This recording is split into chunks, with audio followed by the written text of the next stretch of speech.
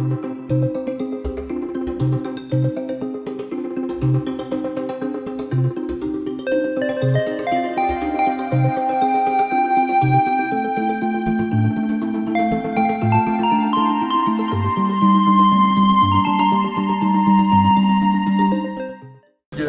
chaque mois, de septembre à juin, on fait ce qu'on appelle des réunions, on se retrouve pour présenter des poètes, des revues, dans le cadre de ce qu'on appelle les jeudis des mots. Et moi je ne lis pas en fait, mais je mets en musique des poèmes que l'on présente.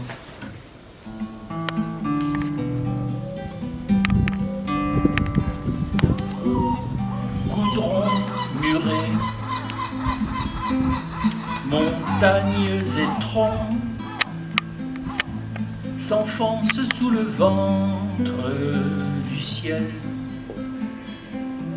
qui pousse son mutisme vers l'horizon absent.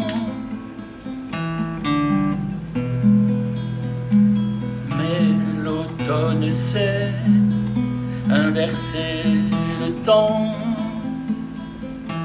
enrayer l'hiver au détour d'un vallon.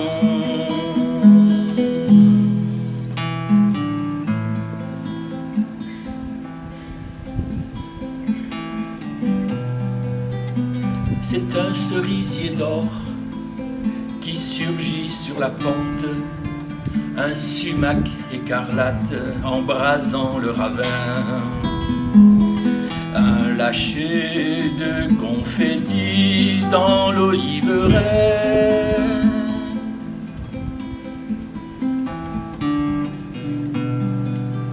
La terne saison part d'étoiles son crépuscule et laissant sur le seuil les chagrins et les peurs, guide la main sur la rampe.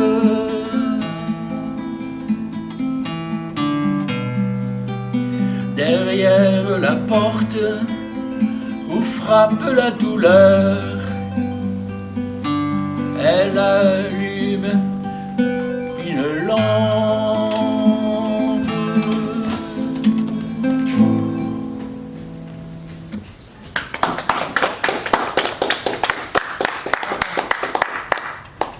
Alors j'en avais prévu une autre avant de commencer. Ça c'était quand on a fait l'anthologie avec le jeudidesmots.com sur le thème du désir dans le cadre des 30 ans des poètes. C'est une femme qui signe Black Cham Mal O. Et ça s'appelle Désir télégraphié, mais D-E-S, plus loin I-R-E-S. Désir télégraphié. D'accord.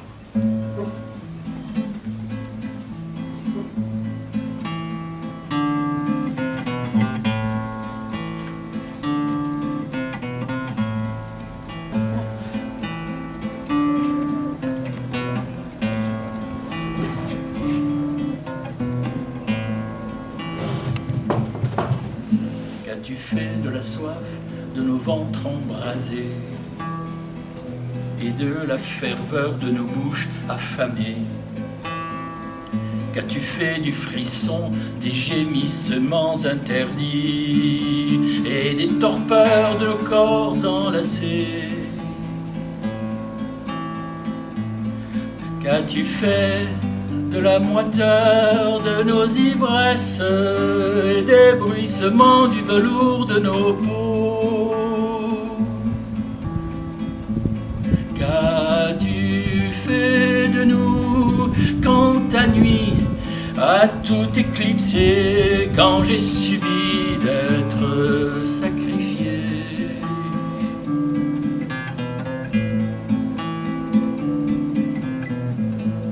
Moi, d'autres et moi m'ont traversé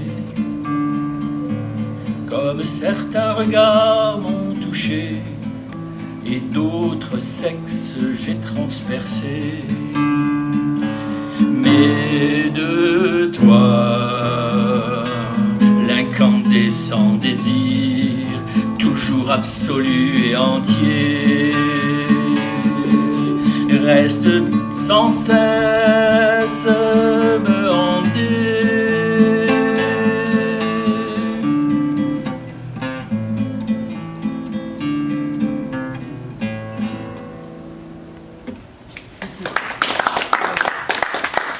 Voilà. Donc je vais lire des textes de Daniel Levers puisqu'il est ailleurs. Ah bon, J'ai perdu ma page.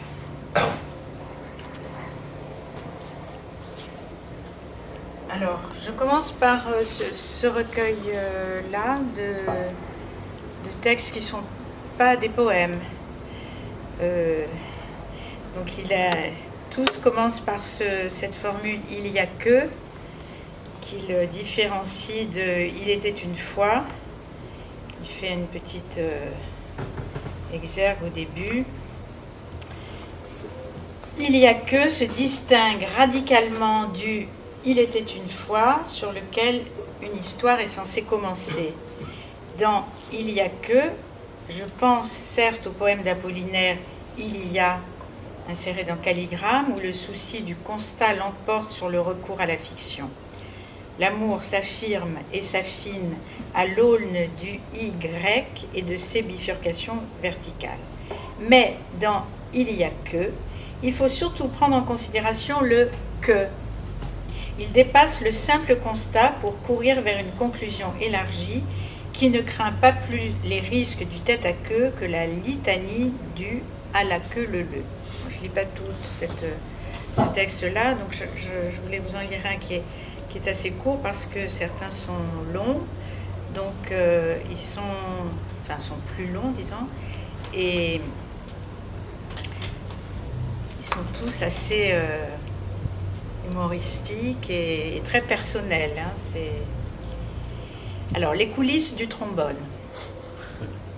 Il y a que j'ai le défaut récurrent de penser à une chose précise et à ne pas trouver le mot qui la désigne. C'est irritant, frustrant, vexant, mais je dois m'y faire. Quand il s'agit d'acquérir la chose en question, ce n'est pas trop difficile. Le commerçant me dirige vers elle et lui trouve sa dénomination que je ponctue d'un « bien sûr ». C'est plus compliqué quand je suis seule et sans la main secourable d'un smartphone, habitué à se faufiler entre les flopées de synonymes. Il doit y avoir une raison profonde à cette forme d'oubli. La réalité s'impose et le mot se dérobe. Il y a certainement dans ce troublant phénomène comme la résurgence d'une souffrance première que les mots ne peuvent colmater. La naissance, cet acte brutal qui nous laisse sans mots.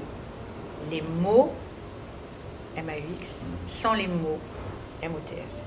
La survenue du mystère qu'on ne saura jamais éclairer. Le mot que je cherchais était tout simplement trombone. Et je vois distinctement ce petit objet métallique qui permet qu'on rassemble plusieurs feuillets ou documents. Soudain pris par le coup, les papiers échevelés ne peuvent plus bouger ni s'éparpiller. Et trouvant enfin le mot, j'aperçois ces boîtes où les trombones sont entassés, là, à droite de mon bureau, et toujours prêts à servir.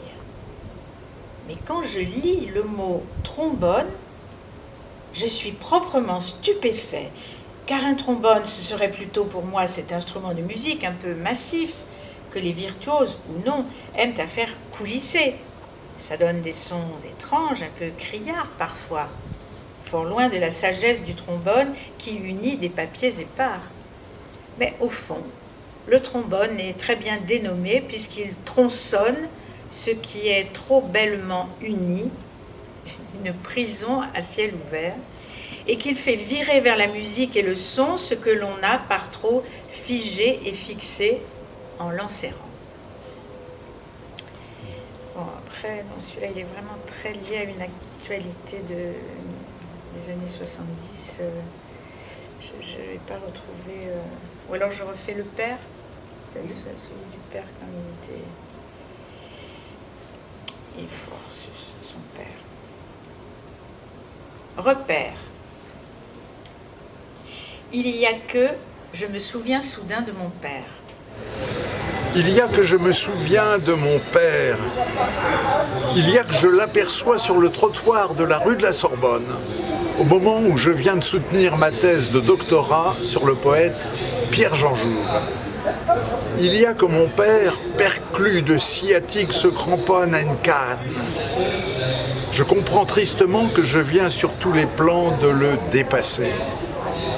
Est-il toujours mon père, celui que je perds et qui me laisse sans repère? Le poète Pierre-Jean Jouve a lui aussi rejeté son fils, que je m'étais fait un devoir d'aller questionner à l'hôpital Foch de Suresnes, où il était médecin. Quelque temps plus tard, il mourait dans un accident de voiture.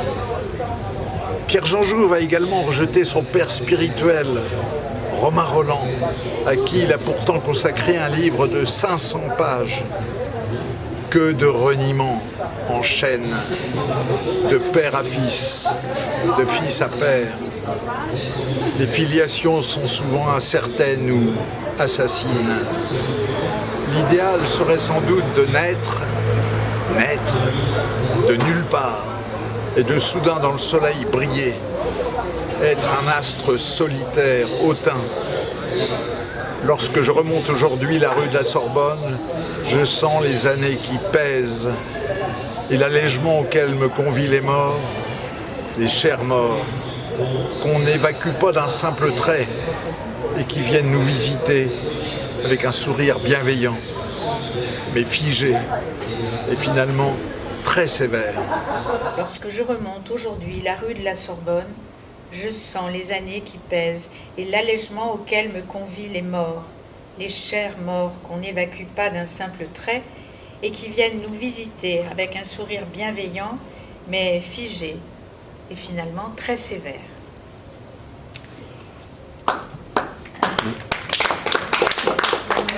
Je ne l'ai pas du tout montré, c'est un livre avec, accompagné de reproductions de toiles de Maria Desmé, qui sont très, très belles, voilà, et qui rythment le... Il y a beaucoup de rouge, le rouge domine là, dans cette série. Et je vous en montre encore une. Vraiment, voilà, on aimerait les voir en vrai. Enfin, en vrai, c'est ce que je veux dire. Elles sont exposées en ce moment au musée Matisse ou à la maison Matisse dans le Nord. Ah, dans le Nord, ouais. Oui, parce que nous qui venons de Nice, nous avons un musée Matisse. Et oui, si Maria Desmé était exposée là-bas, on irait. Oui, c'est ça. Alors, les griffes du ciel, tu en as parlé? Il faut que je fasse tout. Alors, Dany Urpin, qui était là l'autre soir et qui était avec son épouse Nayeli, pardon. Nous ont expliqué leur association, entreprise d'édition qui s'appelle La Cartonera, et donc où ils font des livres avec des couvertures originales, chacune, en carton, et les livres sont édités en papier recyclé, car ils font ça au Mexique. C'est un concept qui vient d'Argentine, enfin qui est utilisé dans différents pays qui ont des moyens limités. Et donc, Dany Urpin fait aussi des photos qu'on appelle des sténopées, avec un système très simple qu'on emploie nous qui étions enseignants, parfois avec les enfants. On prend une boîte en carton, comme une boîte à chaussures, on perce un tout petit trou, et à l'intérieur de la boîte, on dépose un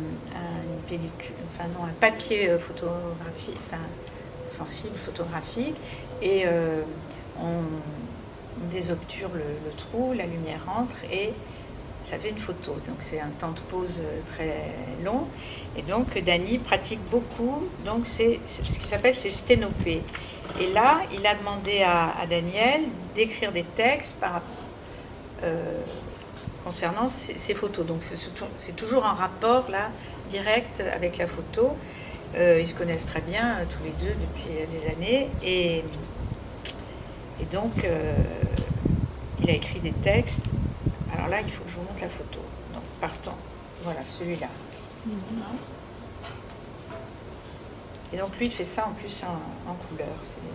Il met directement la pellicule couleur. Ah oui. C'est une petite boîte dans laquelle il met sa pellicule. Ah, la pellicule, pas le papier photo. Oui, mais au départ, c'est le papier, mais Ah oui, lui, il a... maintenant, c'est un peu perfectionné. Ça fait des trucs incroyables. Il y a partout des échafaudages. Va-t-on construire un édifice? Ne va-t-on pas plutôt le détruire pour, dit-on, en reconstruire un autre? Il y a des gens, des jeunes, qui dansent ou qui discutent. On voit leurs ombres. Sur le mur en parpaing semble s'être niché un Bouddha. Le mur est appelé à une rapide démolition, mais l'urgence semble être surtout de réduire en poussière ce Bouddha insupportable à certains, à ceux qui discutent ou à ceux qui dansent. On s'attend à ce que des explosifs soient activés pour supprimer cette œuvre d'art, au nom de quelque revanche civilisationnelle. On est submergé par des images télévisuelles mondialement diffusées. On est pris dans la guerre des images. Et pourtant, le ciel est bleu. On regarde, incrédule, la folie des hommes gagnée par la perte de l'amour et la haine des sommets.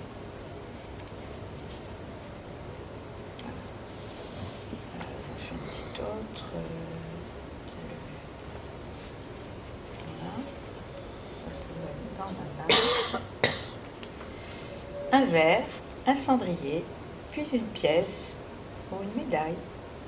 L'homme, assis un peu plus loin avec son verre de bière, se sent libre, comme dans une bibliothèque où les livres creusent le lit des découvertes inquiètes. Lire, c'est traverser le cylindre concave de nos lunettes, descendre dans la cave aux oubliettes. Voilà, quelques échantillons de Daniel Levers. Merci. L'année passée, chez Ad-Solem, l'Horizon Passion, qui est comme une quête, une longue marche où se disposent des jalons, une quête de la beauté à travers les vicissitudes du quotidien.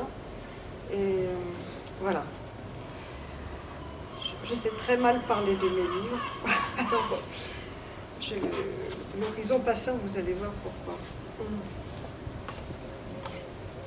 Immobile, sans teint face à la fenêtre, je me tiens à la lisière du vide qui gagne en sourdine, déposant son chaos au cœur du dénuement. Et j'implore le silence, j'implore la lumière, que la beauté, à nouveau, viennent frapper à ma nuit. Je me suis assise devant le fleuve et dimanche passe à basse vitesse. Comment, dis-moi, rassembler le temps éclaté? Enfin, m'habiller de mon enveloppe de peau qui contenait le monde et les mots du cœur.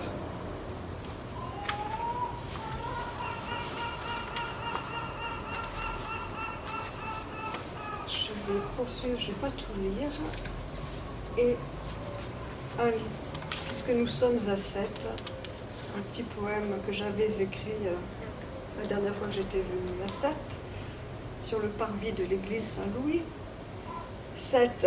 Le vent court dans nos veines, mouettes et goélands appellent les pierres à fleurir, dériver sans impatience vers leur cœur de chair. Et donc, dans cette quête, dans cette marche, je m'attarde sur ce qui disparaît de nos paysages, voire de notre patrimoine, qu'il soit matériel ou immatériel.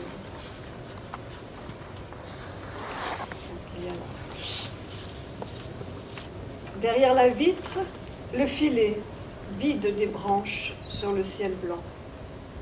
Et l'épais silence tisse un suaire au chant solitaire dont la note se fracasse aux façades pauvres et nues, défeuillées de tout passé. Dans l'ivresse du soir clair, l'entrelac des branches nues, leurs ombres projetées sur le glauque du fleuve, rien d'autre. Odeur d'hiver que l'on croit perdue, feu d'herbe et de bois, eau putréfiée, lisier, on reste à l'affût de ce qui perdure. La campagne bruit d'abondance, les vers s'ébrouent, cadeau de saison, les pierres se réveillent, on le voudrait, d'un sommeil enchanteur. Quelle lumière ouvrira les portes, interrogera les murs, confiante au jet ou à la mésange, leur histoire de longue mémoire. Suite de parenthèses, ces chants en culture, ces bourgs antiques pour dire ce qui n'est déjà plus.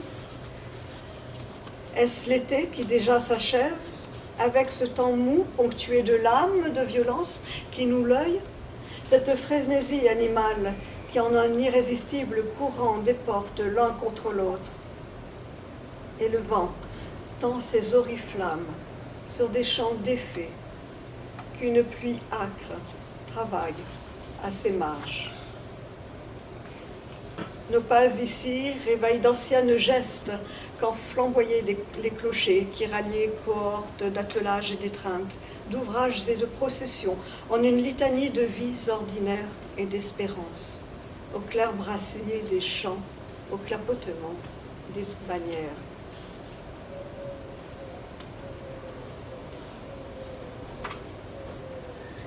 Quelques lieux qui nous élèvent par leur beauté ou par leur spiritualité, qui ne sont pas des lieux de montagne, mais qui le sont. Donc, je les cite. Sa blancheur entre dans la ville, sa lumière embrasse le soleil, et c'est un chant flamboyant qu'inscrivent les anges dans l'éternité, cathédrale de Brou.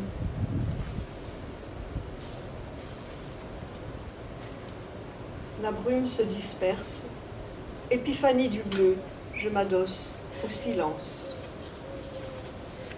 Des hauts murs resserrés sur le champ de la nuit, le silence, main jointe des gisants et des vivants, s'envole vers le ciel, grande chartreuse.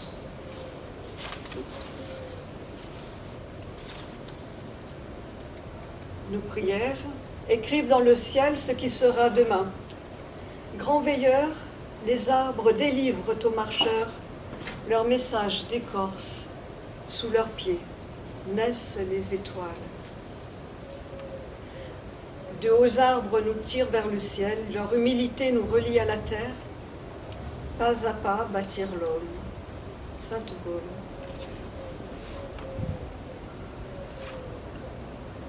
Qui passe au tamis de l'oreille le silence habité des maisons. Et c'est l'autre, dans sa chair, que nous côtoyons.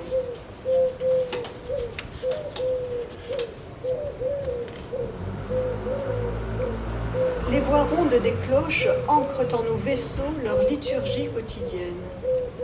Et tout geste, bruit de leur rayonnement, chémérer l'aurore. Voici, sur de plus hauts sommets,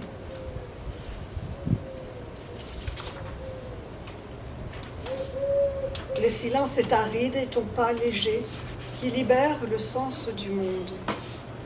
Croix de Beldon. Là, dans les pierres, ce qui est donné par surcroît, la grâce de 3 chamois clarifie le regard. Pointe de Marseille. Goûter la nudité de la pierre et le tremblement furtif des parois. Se confier au brasier bleu, apprendre de leur immobile le souffle attentif du monde qui se crée. Grand Vémont. Entre bleu du matin et bleu de France, la marche accomplissait en secret les miracles du corps uni à l'humus, aux racines, à l'écorce. Le lent effluve de l'effort donnait voix au long fût et au coucou. Saveur de se rassembler à la beauté de nos terres. Le sentier déroule la pensée qu'exauce une cime nue. La trace devient méditation. Un geste déplie l'horizon que multiplie l'espace forgé dans les étoiles. Un chant grandit. Port du Marcado, Picronga. Un temps mesurable chevauche cols et vallées, t'envahit le chahut de temps immémoriaux que charrie le torrent, le pied déchiffre l'âge des pierres. Col d'Arindon.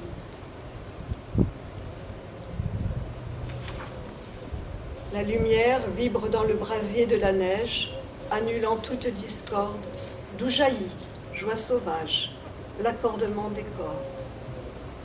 Cette lente montée vers le col où tournoyaient des volutes de givre appelait le chant silencieux d'Odyssée dont nous étions les acteurs. Solitude souveraine dans l'heure pure, l'Arcluse. Voilà, pour ce livre, parce que je voudrais vous lire des inédits. Ce livre est disponible à la librairie du Marché, sur la place du Pouf. Voilà, je crois qu'on a un quart d'heure, hein, Franck. Tu m'arrêtes. Hein. Je n'aime pas être trop long. Voilà. Alors, ce sont des inédits qui évoquent le temps dans lequel nous sommes. Certains sont parlants, mais bon. La neige est venue qui simplifie nos traîtres au monde. Elle engloutit, argussit et appauvrit ce qui est tu, ce qui tue.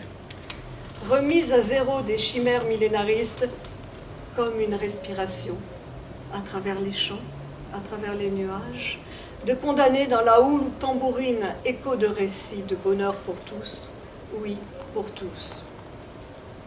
La neige est venue, comme si rien n'existait. Lèvres cousues, des ombres rampent, oublieuses d'un verbe créateur. Des ombres rampent au cœur d'un abîme où se perd vision de la beauté. Et tout ce sommeil, les roses, les chats, les arbres.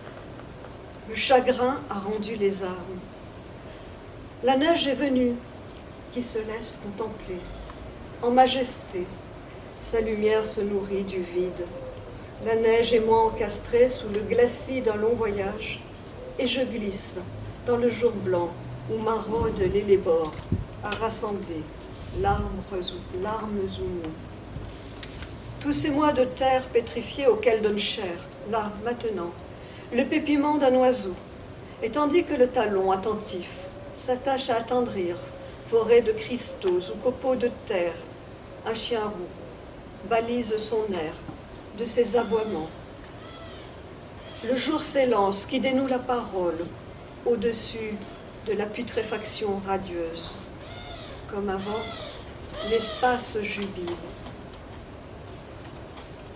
Tous les temps sont des temps de détresse. Aujourd'hui est un temps d'urgence. On aimerait que le ciel se repose, que le ciel contemple la floraison triomphante, que la friche travaillée au couteau révèle le terreau de la miséricorde. On aimerait que la clarté du silence réverbère l'aria de l'oiseau, la ronde des arbres. On aimerait que le vent dans les feuillages retienne la fuite des mémoires. On dit que là où bruit la lumière, l'arbre se tient dans le noyau.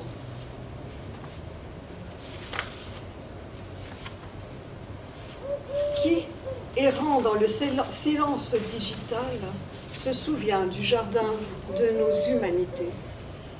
La laine de la folie souffle sur nos hautes cultures déjà cassées. Une vérité vénéneuse couve dans nos veines pour silencieusement assembler les pièces de l'homme nouveau atrophié. nos noms affaissés dans la virevolte de voyelles volages, la langue, même haussée sur échasse, se soumet à la mendication du vide.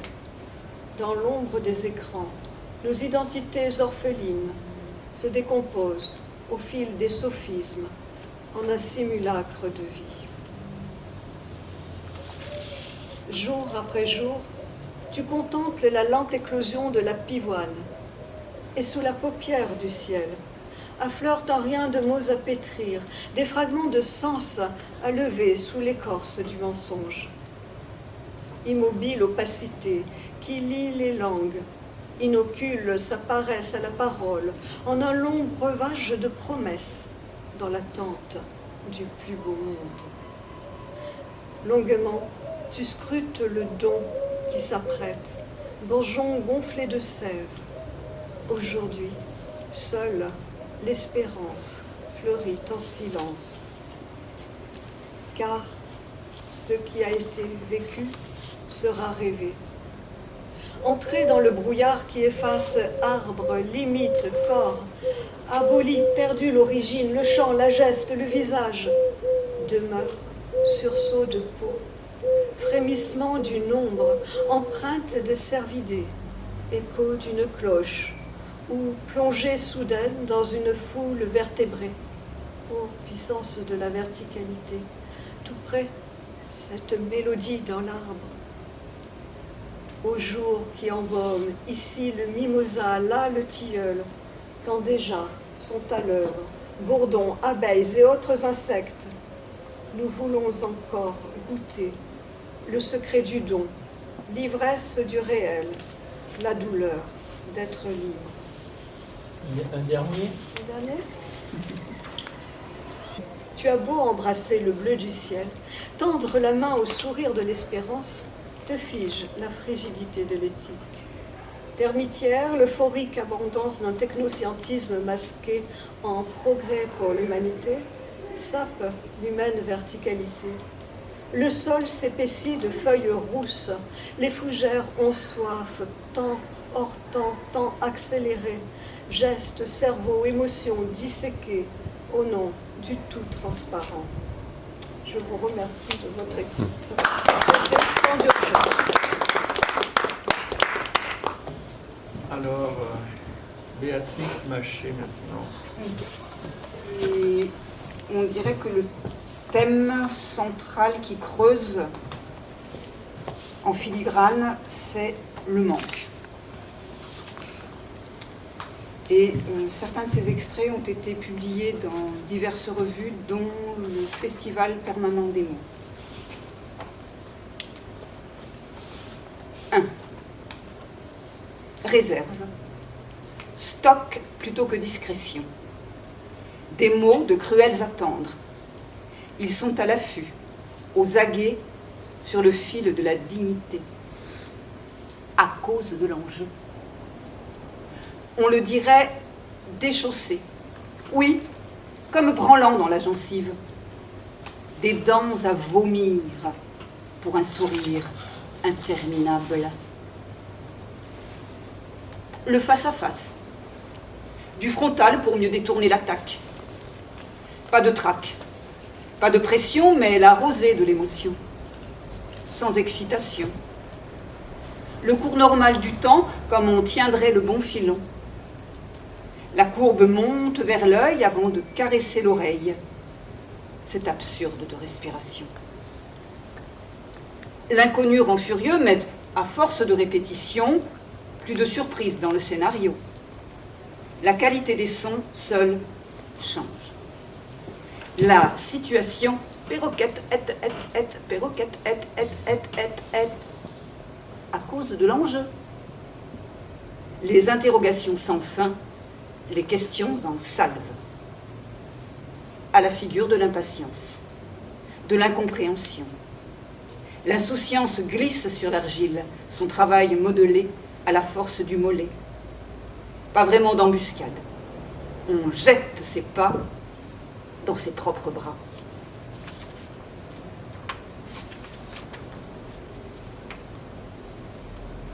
Comme une mort entre. complicité comme insoutenable à détruire. Désormais. Où est donc réserve. Violence couvée dans l'intime, sans adresse. Porosité une fois constatée, sa conséquence diffuse par monosyllabe. Nous, non. Nous, non. Le refus tranche. La netteté du gel, la dureté du regard, ouverture forcée de l'imagination, sinon l'émotion explose, détonne. Il faut déplacer dans les drapés, emmener le butin volé par l'œil, récolter ce qui, devenu parole, est à séparer de l'intention de soumettre, soustraire et ensauvager. Ni car, sous la peau, loin de la paume, loin des retombées, en avant de l'élan. Latence sensible, il ne reste plus qu'à se ramasser et bondir. Donc ça, c'était plutôt l'introduction.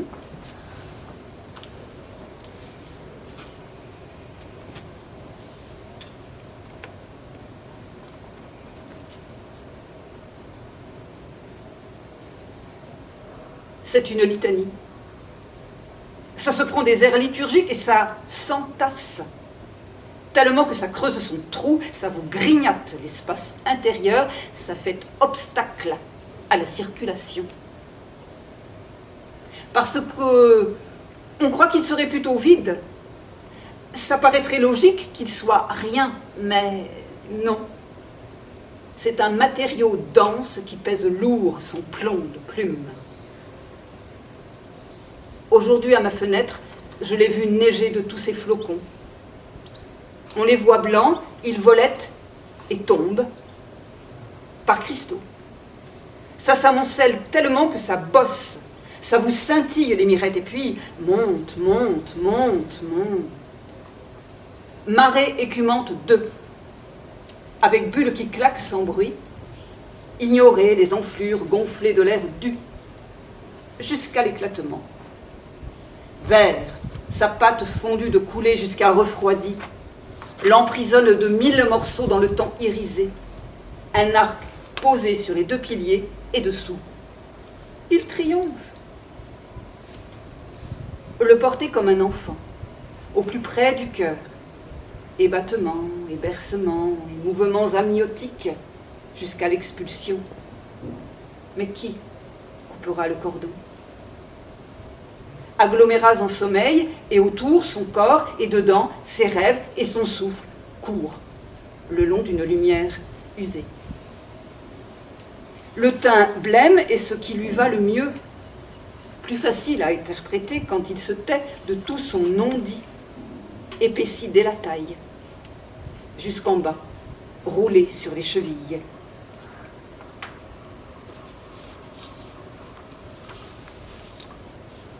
Il manque.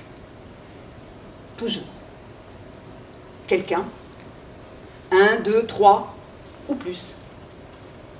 Beaucoup plus. 1, 2, béquilles. On refratrie, comme on dirait rapatrier, sauf que certains ne reviennent pas. Jamais. Plus jamais, non. Ils seront toujours morts, les morts. Sans vie. Les sans famille. Les sans-abri, les sans-emploi, on les range facilement. Les orphelins de quelque part et n'importe où. Nous n'ont pas tous un rapport à des parents disparus. La relation s'établit avec la langue. Bifide. 1, 2. Suffit de la morsure, du manque. C'est fini. Les vampires, ça existe. Les fantômes, ça existe. 1, 2, 3, ou plus. Beaucoup plus. Tous vains et dérisoires. 1, 2. Le manque marche au pas. Se met au garde à vous. Menace. Trompette sous le drapeau. Se lève très tôt. Et la nuit, le manque fait pousser ses ailes, se prend pour un ange. Les anges, ça existe. À la dérobée. Le manque n'est pas figé. Le manque, ce n'est pas que rassembler. Le manque, ça distribue de l'inconnu. Ces primes sautiers, capables de vaciller. 1, 2 béquilles. Sous les aisselles, sous les coudes, on soutient. On supporte. L'incontrôlé. Pas maîtrisable. Allez, osez, dites-le donc. Sauvage. Ça fait gonfler. Façon danse nuptiale, façon frégate, façon pélican. 1, 2, 3 ou plus. Ça fait dragon. Niché à l'intérieur de vous. Les dragons, ça existe. Le feu depuis la gueule, et ça gronde de vos entrailles, parasitées. Juste là. Ne lâche pas. À tout moment. Et tout moment lui est juste. Juste, ça existe. Le manque, c'est du temps qui existe. Avec son rythme, avec son souffle, sa vitesse et son espace. Le temps du manque passe, et selon que vous passez ou regardez passer, la perception que vous en avez ne se vit pas mêmement. Oui, le manque ment. Le temps ment. 1, 2, 3, et beaucoup plus. Des mensonges de manque, des illusions plein le manque. Prendre distance, le recul du manque est votre chance. Tout un art du combat. Pacifique ou non violente, la distance est la bonne, mais à l'envers ou à l'endroit. 1, 2. Les mailles du manque. Ça détricote, ça défile, comme remonter le cours du manque, un long fleuve pas si tranquille. Tu veux dire que la vie ou le manque, c'est pareil? 1, 2, 3, 4. Un peu plus. Toutes les vies dans tous les manques. Ou l'inverse. Entre les deux se frottent les écarts. Ce sont des escarpements. Ça existe. Ça s'ampoule de s'échauffer les uns aux autres. Beaucoup.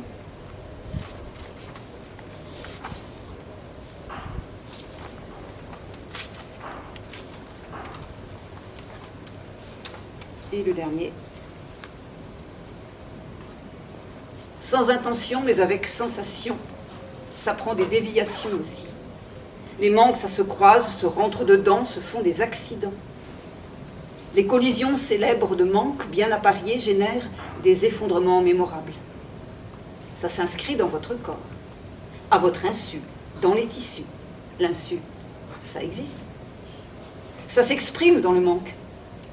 La décision d'une issue pour le manque, c'est à répéter. 1, 2, 3, beaucoup plus de fois. On replonge facilement. C'est addictif, le manque. On ne sait pas bien s'en passer. On imagine que oui, on sait bien que non. Le manque, c'est le fléau de la balance. Vous voyez? Vous mesurez ces hauts, ces bas à l'amplitude de la course des plateaux. Un fardeau, ça existe. Ça scande, ça tambourine. 1, 2, 1, 2, 1, 2, 3, 4. Ça balbutie aussi. Ça bégaye quand la confiance fléchit. Donc, ça parle. Est-ce que ça dit tout, le manque? Car le tout, ça existe. Et ça renvoie toujours à rien, et on les réunit dans un mouvement de retrait, puisque le rien, c'est bien le gagnant, et du dire, et du non-dit. Une kénose pour le montrer autrement. Un autre mot comme les 1, 2, 3, 4 et beaucoup plus. Nombreux noms. Parce que, si vous me suivez, le manque, ça existe. Bravo. Bonjour, je m'appelle Rehaï Noël. Je suis poète turc. Et je suis photographe et je fais des films. Ouais. Donc, cette année, novembre 2022, j'ai publié les haïkus. Ce sont des petits poèmes qui ressemblent les haïkus, mais ne sont pas haïkus parce qu'ils sont courts, mais il n'y a pas de mesure, il n'y a pas de limite de temps, mais c'est un peu sur la vie, quelques petites réflexions. Donc je les considère comme Reha-yuku, parce que je m'appelle Reha, comme Reha-yuku. Je propose, comme on dit aux Japonais, qu'il doit être aussi Reha-yuku de tout le monde. Par exemple, si Alan écrit un petit poème dans ce genre-là, ce serait Alaniku, c'est Brigidiku. Donc chacun, comme on dit, a son nom. Et on n'a pas limité, chacun, comme on dit, de l'intérieur qui peut faire. Donc je vais dire quelque chose. En fait, il y a une autre chose aussi. Et ce poème-là, ils ont écrit, le premier Reha-yuku qui est écrit, 99 décembre. Donc, le poème ici, entre 99 et 2000. Donc, ils ont presque 23 ans. Et à l'époque, il y avait une amie qui était venue à Strasbourg, j'habite à Strasbourg. Et dans une semaine, qu'il a fait des dessins pour 55 Reha-yuku. Donc, ils étaient si jolis, et je les considérais comme traduction en dessin de ces haïkus. Parce que... Mais ici, les dessins d'ici, ce ne sont pas ces dessins, les dessins d'un autre illustrateur qui habite en Norvège, et qui s'appelle Frus Koutal. Donc, après avoir lu, je vais vous montrer le dessin qui correspond à... Également, comme dit, je les considère comme traduction en dessin. Le premier Reha-yuku. Kiban, belki ben. Et moi, l'être peut-être. Je crois que c'est le poème, une des plus courts je pense. En anglais, je te dis to be me, maybe me. Comme ça. Toplu şiir yazmak nasıl bir suçtur? Çocuk suçu. Écrire une ballade en commun, où est le crime? Des mineurs co-accusés. Olduğumuz ve olmayı düşlediğimiz limanlar arasındaki soranı edeni olmayan hesap hatalarıdır rüyalar. Les rêves sont des erreurs de calcul dont personne ne se soucie entre les ports où nous sommes et où nous rêvons d'être. Eksilmek, sekişidir rüya toplamalarının. 4 işlem sakil durur aritmetik defterlerine. Se réduire, ce sont les ricochets de l'addition de nos rêves. Les 4 opérations ne s'accordent pas avec les cahiers d'arithmétique. Hüznün, aynadaki kırıklığıdır kimi zaman bir gülüş.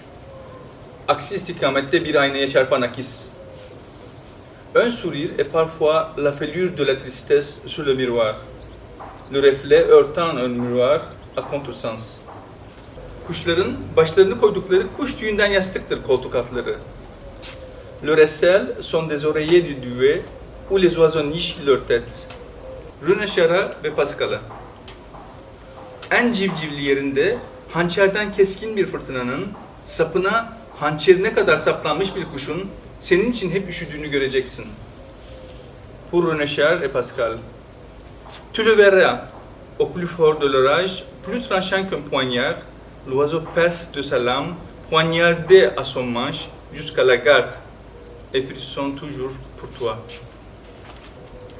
Her fırtınada kendinden evvel aklını kaybetmeye hazır ve nazır aklı evvel insan. Yüreğin puslandır, sıkı sarıl kendine. À chaque tempête, qui est prêt à perdre l'esprit avant de se perdre soi-même, homme à la tête folle. Ton cœur est ta boussole. Enlace-toi bien fort. Donc je vais commencer par les 2 poèmes qui sont très chers pour moi. Première, c'est Hayvan Pazarı, Marche aux bestiaux, après lequel je suis devenu végétarien. C'est pas comme on dit l'acte d'écriture, mais l'acte de réflexion, l'acte de réfléchir qui m'a rendu. Hayvan Pazarı. Peşimdesin. Gözlerin fal taşı. Kürkümün peşindesin, etimin, sütümün, yağımın. Dölümün peşindesin, tırnaklarımın, derimin. Kıllarımın peşindesin, boynuzlarımın. Dişlerimin, canımın. Ne pahasına olursa olsun beni yakalayacak, yüzecek, yolup ütecek. Kesip pişirip kızartıp yiyeceksin. Kanımı içecek, çorbamı. Yatağını yorgan yapacak, üstüne kılık kıyafet. Dişlerinden kolye bilezik hal ayıklayıp. Ayıklayıp teleklerinden yelpaze. Kellemden tablo ya da gece lambası. Korkuluk ya da. Dolduracaksın içini bir güzelce de evine süspüs. Odana halı, sandalyene, koltuğuna post.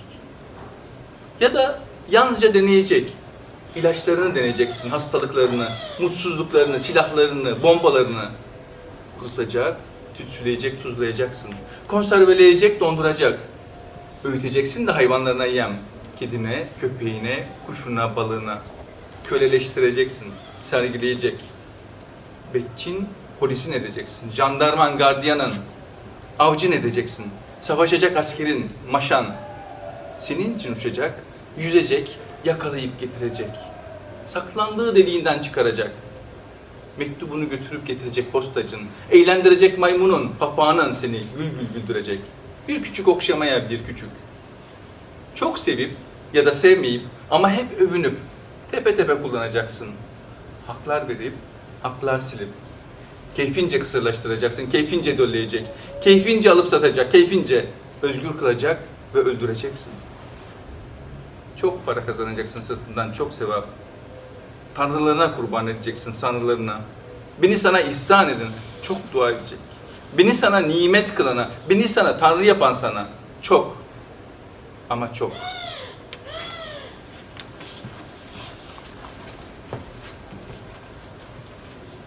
Marche aux bestiaux. Tu me poursuis, les yeux exorbités.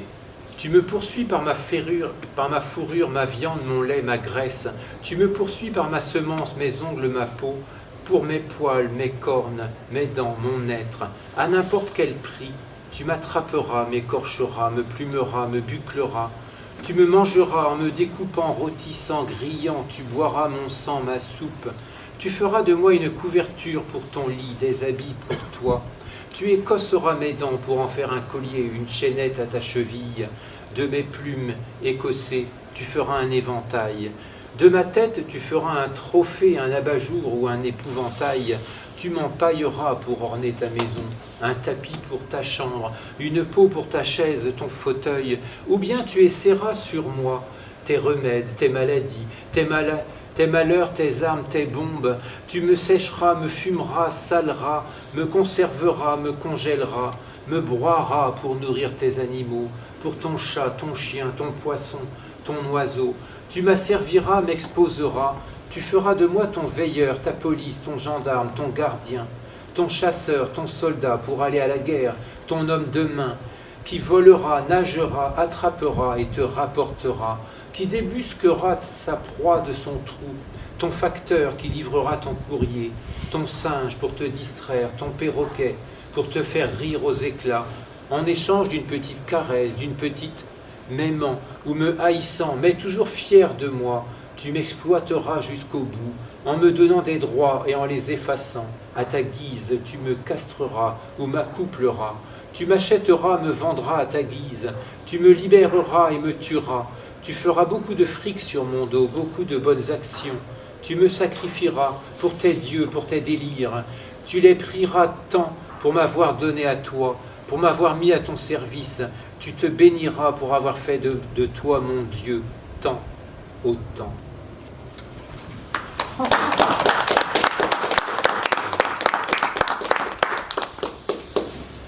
Le deuxième poème, c'est un poème thèse pour moi. C'est pourquoi le système patriarcal continue malgré les femmes. Mais je m'excuse, je ne sais pas comment dire les femmes qui sont là-bas, mais d'ailleurs, c'est comme dit le poème s'appelle, poème pour certaines femmes et certains hommes. Donc, pas tout. Je vous assure. Bazı kadınlarla bazı erkeklerin şiiri.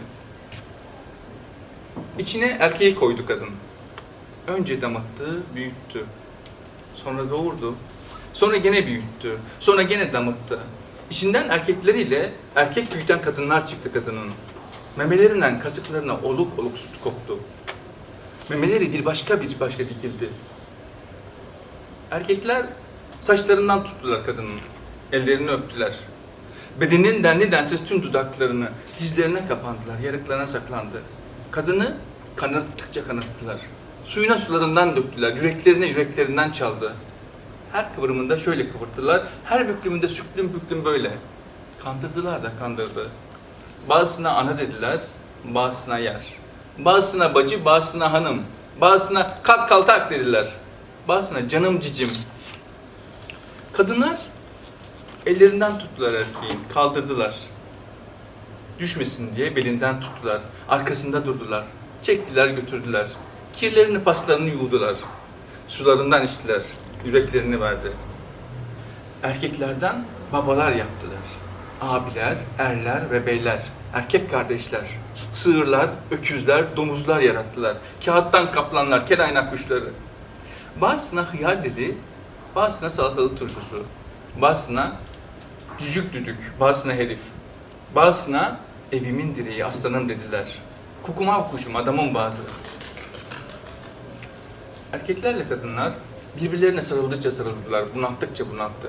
Birbirlerini yediler, bitirdi. Halbuki bu kadın doğurmamış mıydı bu? Bu kadın büyütmemiş, bu kadın damıtmamış mı? Bu kadın öğretmemiş mi bu?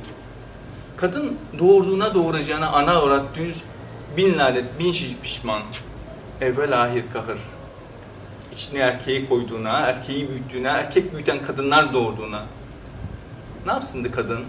Damıttığını sağdı, sağdığını içti. Oh olsundu, oh oldu. Buysa bu, buydu bu. Pöh küpeh.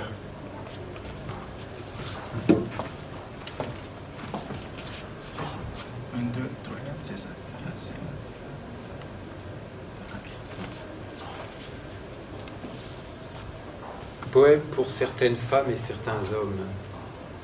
Elle a mis l'homme en elle, la femme. Elle l'a d'abord distillé, élevé, puis mis au monde, puis l'a encore élevé, puis encore distillé. De là, les hommes sont sortis, et les femmes qui élèveront des hommes, depuis ses seins jusqu'à l'aine, elle sent le lait à grosses gouttes. Ses seins se sont dressés nouvellement, ses seins. Les hommes les ont saisis par les cheveux, leur ont baisé les mains, toutes les lèvres de leur corps, modestes et immodestes. Ils ont embrassé leurs genoux, se sont cachés dans leurs plis, les ont distordus tant qu'ils ont pu, ont versé leur eau dans les leurs, ont mêlé leur cœur au leur, dans chacune de leurs courbes, ils les ont trompés. De même, en fausse honte, dans chacun de leurs creux, les ont leurrés tant qu'ils ont pu. Certaines, ils les ont appelées maman, d'autres bien-aimées, certaines sœurs, d'autres madame. Aux unes, ils ont dit « Lève-toi, Catin », aux autres « Mamie, ma chérie ». Les femmes ont pris la main des hommes pour les mettre debout, ont soutenu leur dos pour qu'ils ne tombent pas, sont restées derrière eux. Elles les ont tirés, ramenés, ont lavé leur crasse et leur saleté. Elles ont bu leur eau, leur ont donné leur cœur. Des hommes, elles ont fait des pères, des grands frères, des gars, ou des messieurs, des frangins, des porcs, des veaux, des blaireaux, des tigres en papier, des merles blancs. Elles ont traité les uns d'andouilles, les autres de cornichons, les uns de couilles-mouilles, les autres de mecs, certains de piliers de la maison. Mon lion, ont-elles dit, mon oiseau de sagesse, mon homme parfois. Les hommes et les femmes se sont enlacés tant qu'ils ont pu, se sont étouffés tant qu'ils ont. Ils se sont mangés, épuisés. Pourtant n'était-ce pas la femme qui l'avait enfantée, celle-là, qui l'avait élevée, qui l'avait distillée. N'était-ce pas elle qui l'avait éduquée, celle-là? Elle regrette de l'avoir enfantée. Elle se traite de chienne, elle se blâme de ce fardeau fatal. Elle regrette qu'il se soit mis en elle, et en elle qui l'a élevée et qui a enfanté des femmes qui élèveront des hommes. Qu'aurait-elle pu faire, la femme? Elle a trait ce qu'elle a distillé, elle a bu ce qu'elle a trait. Qu'il en soit ainsi, c'était ainsi. Si c'est ça, c'est ça. C'était ça, ça l'était. Pfff, que pfff.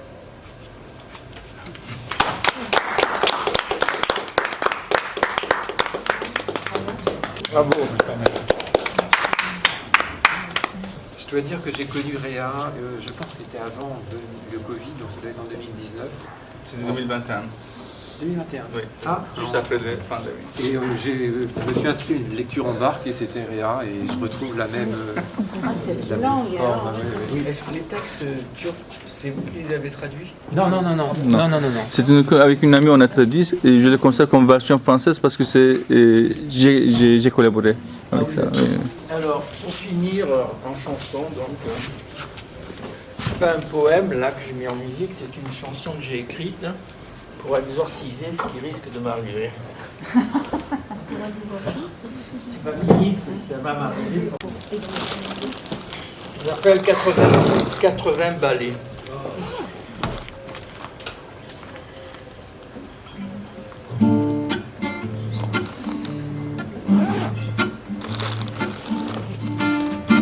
« 80 balais,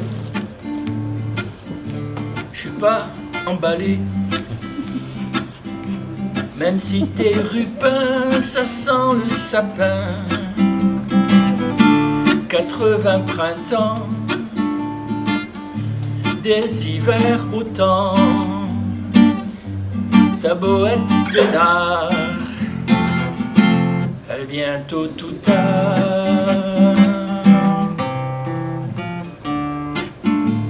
Elle vient la mort, qui griffe et qui mord. Tu l'entends de loin, qui fait tout un foin. Elle ronge tes os, tes beaux os d'oiseaux. Plus question de voler tes vieux tristes ailés.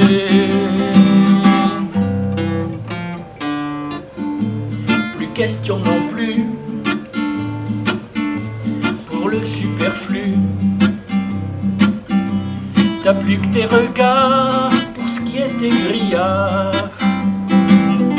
Rien que tes souvenirs longs à revenir pour toutes tes envies qui faisaient ta vie.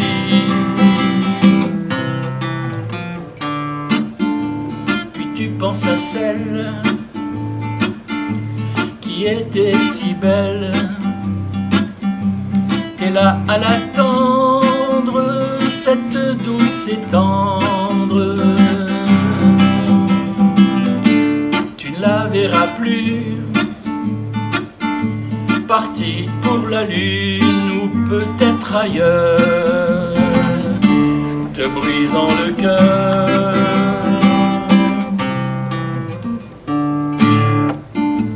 T'es là comme un con devant le Rubicon. Passera ou pas, t'y vas à petits pas. 80 balais, me v'là emballé. Bientôt plus qu'un point blanc dans la nuit du temps. Bravo.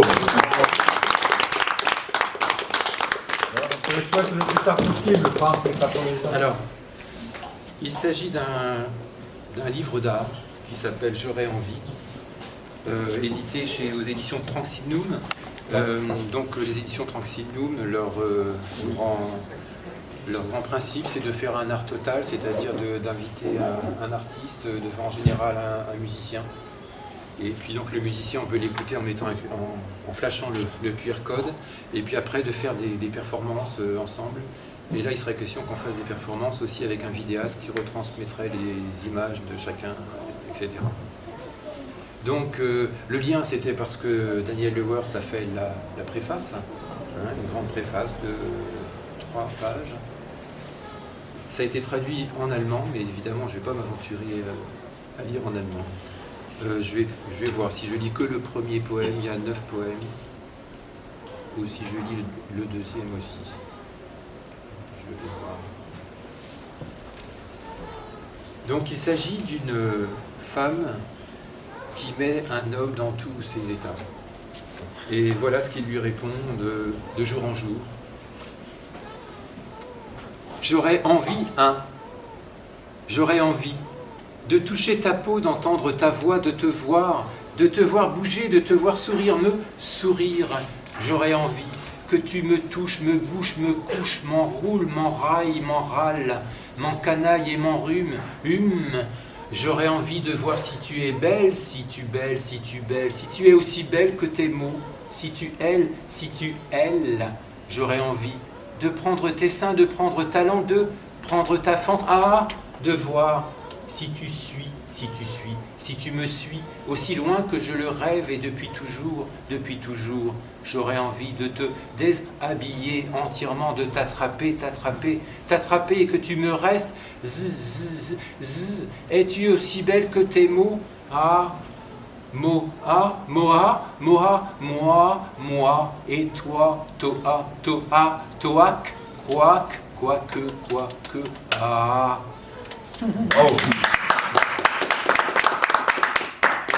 C'est le premier poème, peut-être que je peux lire le dernier. Oui, ça encore. Allez, un dernier pour la route. Dernier, il est un petit peu... Et après, tu seras face à moi. Tu me regarderas et je te regarderai droit dans les yeux. Et quand tu auras enlevé le haut, je plongerai ma main dans ta culotte, petit bateau. Et tu jouiras, et tu dans tes racines. Car tu viens de là, car là sont tes racines.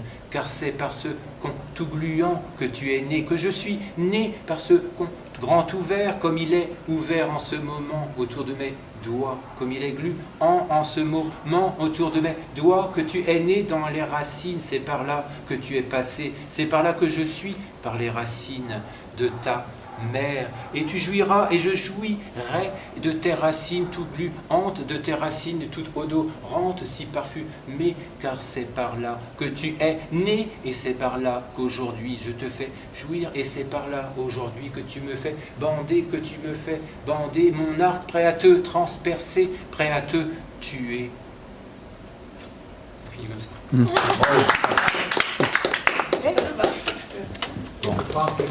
Voilà, ben écoutez, merci d'être venu et on s'est régalé pendant ces quatre soirées avec autant de diversité et d'enthousiasme pour la poésie. C'était magnifique. Merci. Merci.